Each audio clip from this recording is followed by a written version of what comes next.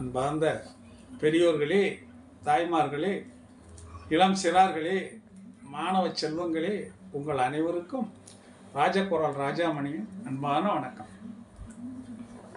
நாம் தொடர்ந்து பார்த்து வருவது செய்நன்றி அறிதல் அதிகாரத்தை பற்றி பார்த்து வருகின்றோம்.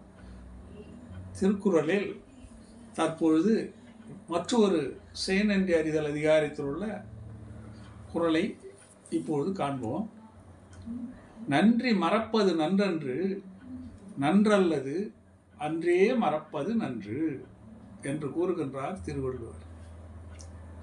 பிறர் நமக்கு செய்த உதவியை என்றும் மறவாமல் போற்றி அவரை நாம் நன்றியோடு நினைவு கூற வேண்டும். அதே நேரத்தில் மற்றவர் நமக்கு ஏதேனும் தீங்கு செய்தால் அதையே நினைத்து அவரை நாம் கடிந்து கொண்டு பதிலுக்கு பதில் நாம் தீங்கு செய்ய வேண்டும் என்ற வஞ்சக எண்ணம் கொள்ளாமல், வஞ்சக எண்ணம் இல்லாமல், அவர் ஏதேனும் நமக்கு கெடுதல் செய்திருந்தாலும் அதை அப்போதே மறந்துவிட வேண்டும். நல்லது செய்திருந்தால் என்றும் நினைவில் கொள்ள வேண்டும். தீமை செய்திருந்தால் அதை நாம் அப்போதே மறந்துவிட வேண்டும் என்று கூறுகின்றார் திருவள்ளுவர். நன்றி, வணக்கம்.